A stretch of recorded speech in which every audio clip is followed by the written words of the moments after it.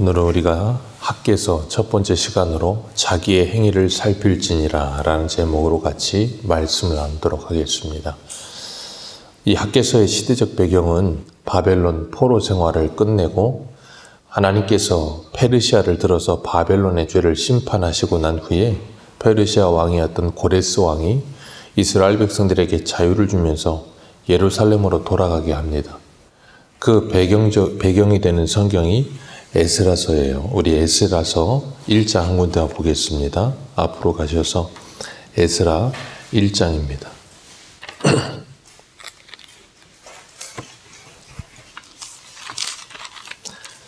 구약성경 710페이지 에스라 1장 1절.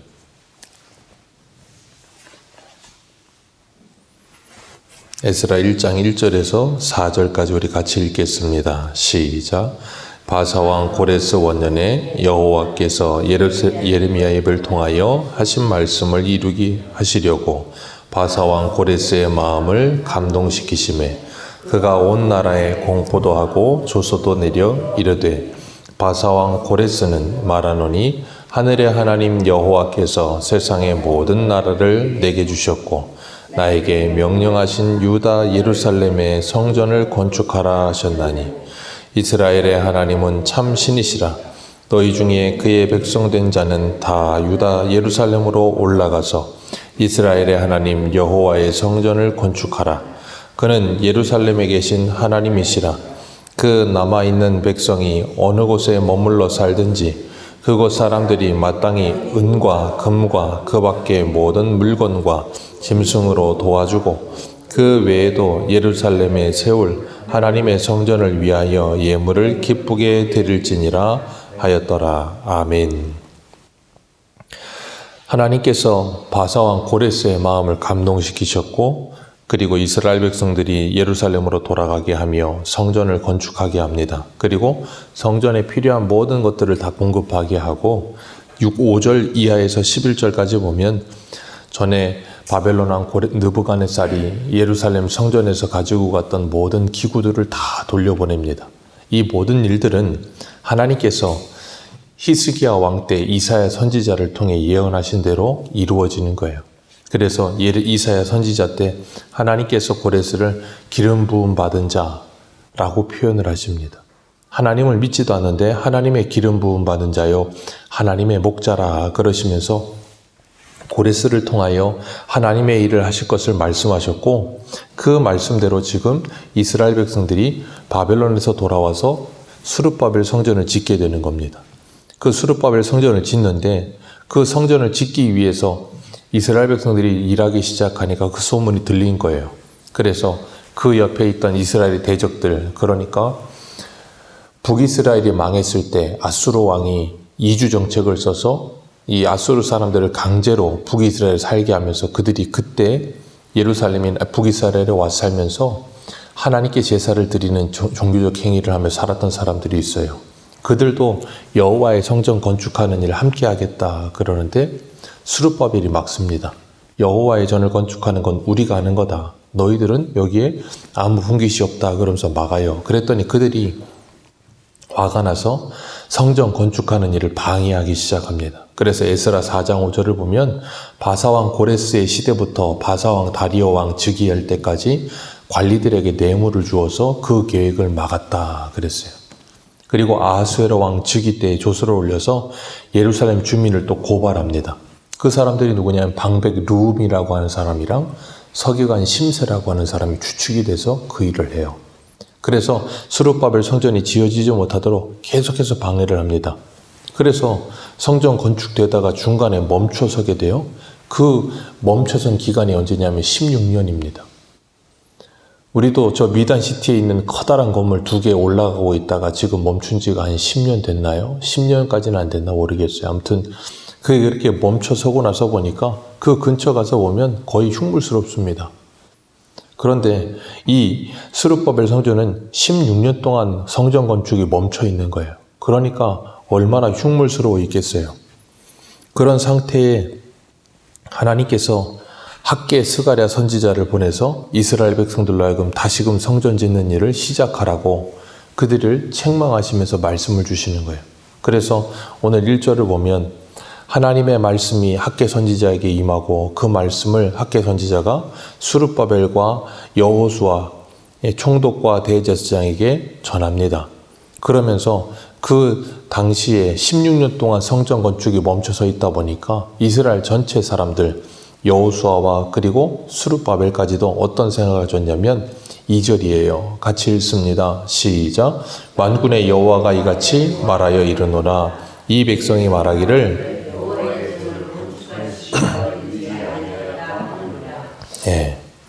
이스라엘 백성들 전체가 하나도 빠짐없이 이 말을 하는 거예요. 왜냐하면 방해꾼들 루움과 심세가 방해를 하고 그래서 페르시아 왕이 조서를 내려서 짓지 말라고 했고 그러다 보니까 이 사람들이 그것이 하루 이틀 되기 시작하면서 어떻게 되냐면 16년을 가요.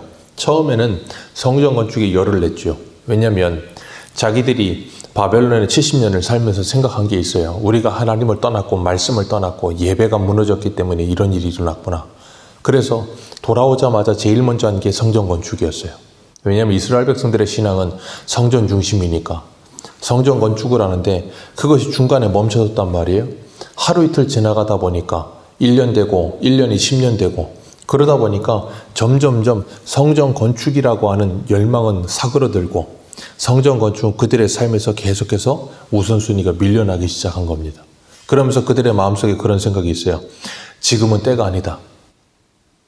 그런 지가 16년이라고요. 이 성전 건축이라고 하는 건 그냥 건물만 짓는 게 아니라 그 사람들의 신앙의 회복이었어요. 근데 신앙 중심으로 살아야 될 그들이 그 신앙이 점점 변방으로 밀려나는 거예요.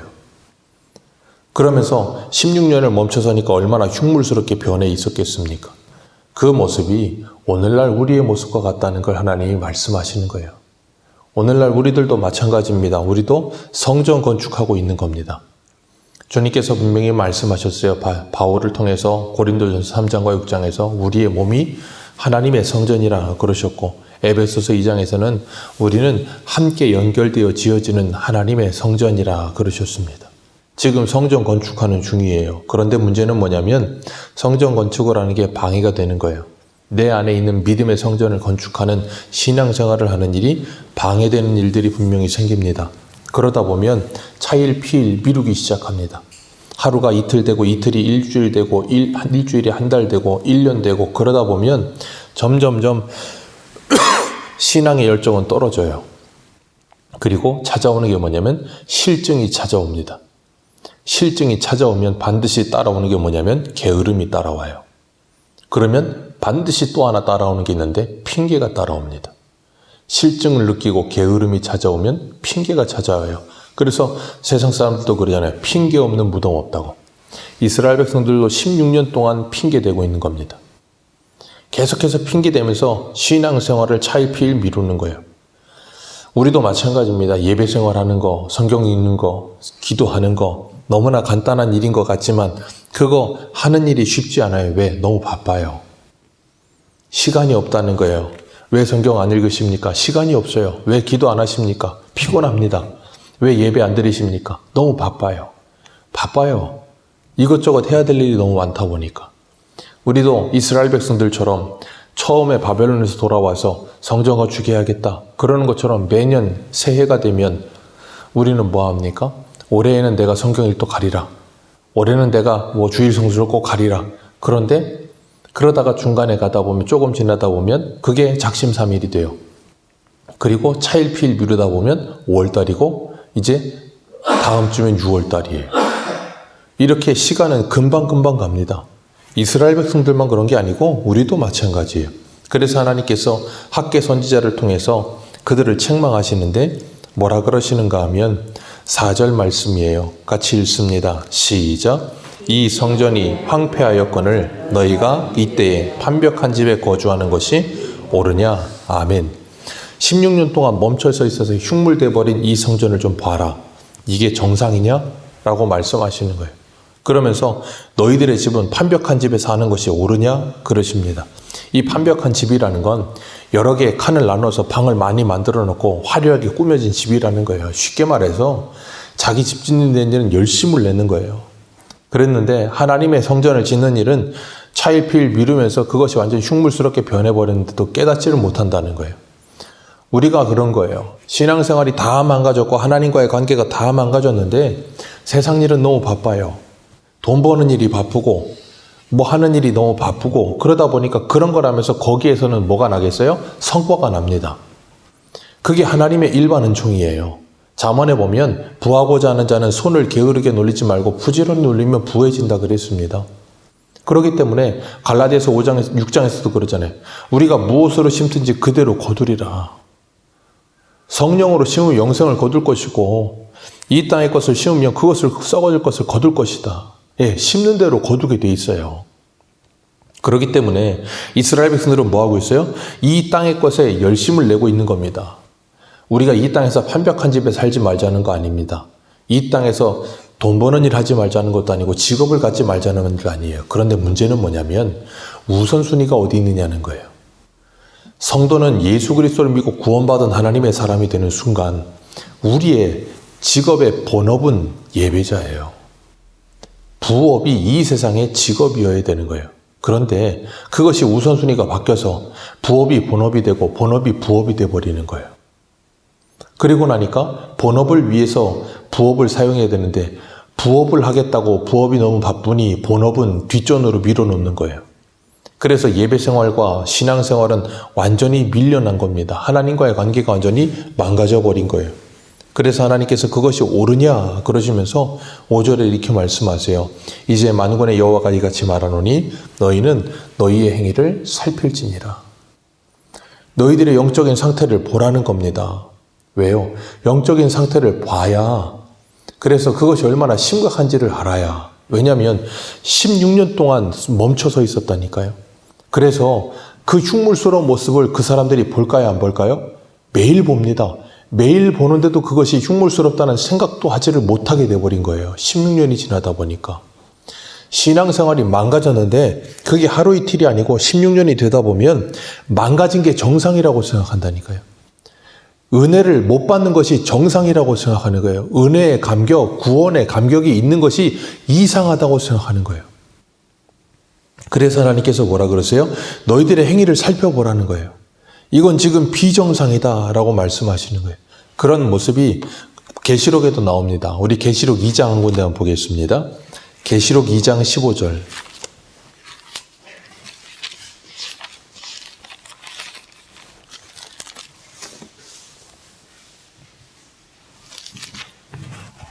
계시록, 죄송합니다. 3장 15절입니다.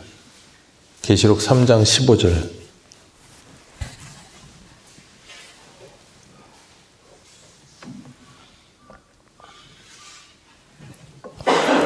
(3장) 15절부터 우리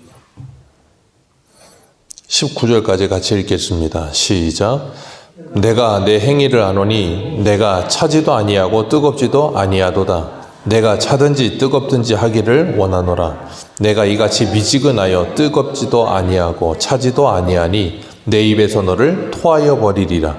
내가 말하기를 나는 부자라 부유하여 부족한 것이 없다 하나 내 공고한 것과 가련한 것과 가난한 것과 눈먼 것과 벌거벗은 것을 알지 못하는도다. 내가 너를 권하노니 금을 사서 부유하게 하고 흰 옷을 사서 입어 벌거벗은 수치를 보이지 않게 하고 안약을 사서 눈을 발라 보게 하라. 무릇 내가 사랑하는 자를 책망하여 징계하노니 그러므로 내가 열심을 내라 회개하라. 아멘. 그 다음에 20절 우리가 잘 아는 유명한 말씀이지요. 볼지어다 내가 문 밖에 서서 두드리노니 누구든지 내 음성을 듣고 문을 열면 내가 그에게로 들어가 그와 더불어 먹고 그는 나와 더불어 먹으리라. 아멘. 지금 라오디게아 교회는 외형적으로는 부족한 게 없는 교회였어요. 왜냐하면 이곳이 전 세계적으로 당시에 안약이 제일 유명했다 그래요. 그러다 보니까 안약을 엄청나게 세계적으로 수출하면서 돈이 많은 지역이었어요. 그러다 보니까 여기 뭐라 그래요? 나는 모자란 게 없다는 거예요. 나는 부자요 부족한 것이 없는 사람이다. 그런데 하나님께서 뭐라 그래요? 네 실상은 곤고한 것과 가련한 것과 가난한 것과 눈먼 것과 벌거벗은 것밖에 없다. 근데 너는 그걸 보지 못한다. 왜요? 영적으로 눈이 가려버려서. 왜 영적으로 가려졌어요? 돈이 많으니까요. 부해지다 보니까 영적인 눈이 그냥 닫혀버린 거예요. 그러니 뭐라 그러세요? 안약을 사서 발라서 보아라. 네가 얼마나 지금 비참한 상태인지를 보아라. 그리고 불로 연단한 금을 사서 부유하게 하고, 그 육적인 돈이 아니라 영적인 부유, 예수 그리스도로 말미암아 부유함을 누리라는 거예요. 그러지 않으면 네가 지금 망하게 된다는 거예요. 이 차든지 뜨겁지는, 왜냐하면 당시 이 라우디게아 지역이 히에라폴리에서 물을 수온에 오다 보니까 그 물이 석회질이 많아요. 그러다 보니까 미지근하면 그 이상한 냄새와 함께 밍밍한 맛 때문에 먹지를 못해요. 그래서 아예 뜨겁게 먹든가 차갑게 먹든가, 그래서 그 닝닝한 맛이 없어져야 먹는데, 거기서 이렇게 물이 오다 보면 여기쯤 오면 식어버리니까 그걸 먹을 수 없어서 뱉어버리는 거예요. 그걸 지금 비유로 말씀하신 거거든요. 그러니까 지금 이스라엘 백성들도 마찬가지예요. 판벽한 집에 삽니다. 왜요? 열심히 일했으니까. 그거 잘못된 거 아니라 그랬잖아요. 근데 뭐가 잘못됐다고요? 여호와의 성전을 짓는 일, 신앙생활하는 일을 뒷전으로 대버리는 거예요. 그건 뭐 한다고요? 망하는 거예요. 그걸 사무엘상에 보면 엘리 제사장의 며느리가 아들을 낳으면서 뭐라 그랬어요? 이가봇, 여호와의 영광이 떠나버렸다. 그게 망한 거예요. 육적으로 아무리 성공해도 그건 성공이 아닙니다. 우리나라의 성공이라고 말을 하지만 우리나라는 지금 망하고 있는 중이에요. 왜요? 우리나라의 신앙의 불길이 점점점 사그러들고 있잖아요. 우리나라의 신앙의 불길이 타오를 때가 언제였어요? 경제적으로 어려울 때요. 1900년대 초반부터 1900년대 중반까지, 한 80년대, 90년대까지 열렬하게 신앙생활을 했습니다. 그러다가 부가 축적되고 전 세계적으로 우리나라가 뜨기 시작하면서 어떻게 돼요? 점점점 죽어지고 있어요. 라오디게아도 똑같죠. 그리고 학계 때와 똑같죠. 지금 물 들어올 때 노줘야지. 아니 돈 벌 때 벌어야지. 지금 신앙생활이 웬 말이냐고. 예, 그게 망하는 지름길인 걸 모르는 거예요. 그러니까 하나님께서 뭐라 그러세요? 네 행위를 살펴보아라. 그리고 6절 같이 읽겠습니다. 오늘 본문으로 돌아오셔서 1장 6절입니다. 시작.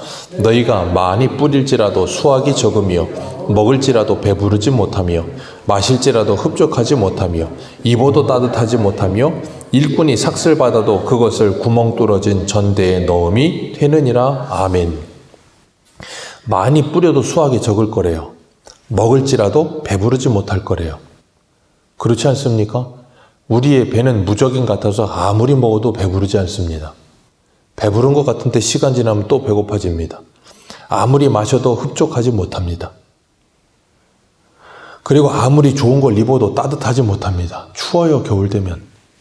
일꾼이 삭슬 받아도 그것이 구멍 뚫어진 전대에 넣음 같다 그랬어요. 오늘 현대인들의 월급은 어때요? 그냥 통장에 스쳐 지나갑니다. 월급 들어오는 날이 곧 카드 대금 나가는 날이에요. 그리고 나면 남는 게 없습니다. 그리고 나면 분명히 있는 것 같은데 없어요. 그런 삶을 살아요. 그러면서도 끊임없이 그걸 위해 달려가죠. 그러면서 하나님께서 뭐예요? 이걸 6절을 통해서 만족이 없는 삶을 주시겠다는 거예요. 그러니까 그들은 수많은 걸 갖습니다. 수많은 걸 가져도 만족이 없어요. 왜요? 하나님이 없으니까요. 그 안에 신앙이 없으니까 어떤 걸 누려도 어떤 걸 가져도 무너져 버리는 거예요. 그게 이스라엘의 영적인 상태라는 걸 보여주시는 거예요. 지금 판벽한 집에 살아도 그들은 만족하지 못합니다. 왜요? 더 방을 늘려야 돼요. 더 많은 걸 가져야 됩니다. 그러다 보니까 그거에 집착하고 애쓰느라고 하나님과의 관계는 없어져 버리는 거예요. 그래서 하나님께서 그들에게 이 6절의 말씀을 통해서 너희들이 눈에 보여지는 것들이 이렇게 부족해지고 없어지고 망가지는 걸 내가 보게 하겠다는 거예요. 그래서 너희들로 뭐 하겠다는 거예요? 너희들의 실상을 보게 하겠다는 거예요. 그렇게 해서라도 깨닫고 뭐 하려고요? 그들이 하나님께 돌아와서 다시금 신앙생활을 하게 위해서 하나님이 그렇게 하시겠다라고 말씀하시는 겁니다. 그렇기 때문에 우리가 신앙생활을 한다, 아니면 회개한다, 아니면 무엇인가 새롭게 출발한다는 건 스스로가 자각이 돼야 돼요. 병원에서도 의사들이 진찰을 할 때 우리들에게 묻습니다. 어디가 아프셔서 오셨어요? 증상이 어떠세요? 그리고 우리에게 묻습니다. 그 말은 병원에 가기 전에 스스로가 자가 진단이 되는 거예요. 아, 내가 지금 어디가 아프구나. 어디가 이상하구나. 느끼기 때문에 병원에 가는 거거든요. 하나님께서 오늘 본문 5절에 너희들은 행위를 살필지니라. 그 말은 뭐예요? 너희 스스로가 너희들이 얼마나 무너져 있는지를 봐야 된다는 거예요. 그래야 뭐 할 수 있어요? 하나님께 돌아올 수 있어요. 그래야 하나님께 돌아가서 회복할 수 있고 하나님의 은혜를 구할 수 있는 겁니다. 그러지 않으면 자가 진단이 되지 않으면 하나님께 돌아가지 못해요. 스스로가 망각하고 있는 거예요. 지금은 때가 아니다. 나는 이 정도면 괜찮아. 걱정 안 해도 돼. 스스로가 망각하고 있는 거예요. 마치 개구리가 이 미지근한 물에 들어가서 불을 계속 덮이다 보면 그 개구리가 거기서 익어서 죽는 것처럼 죽어가고 있다는 걸 느끼지 못하게 되는 거예요. 그게 바로 사단의 전략이에요. 16년이 한순간에 갑니다. 저도 영종도에 온 지 벌써 13년, 12년인가 된 것 같아요. 한순간에 갑니다. 금방 갑니다. 우리가 지금 이 시간에 나는 하나님과의 예배의 생활, 그리고 말씀과 기도의 생활에 멀어지고 있는가, 가까워지고 있는가 돌아보시고, 내 마음의 성전이 지금 제대로 지어지고 있는가 스스로 돌아보시고, 그렇지 않았었다면 다시금 하나님께 돌아가야 돼요. 신앙생활은 취미생활이 아닙니다. 내 시간이 나면 하고 시간이 없으면 안 하는 게 아니에요.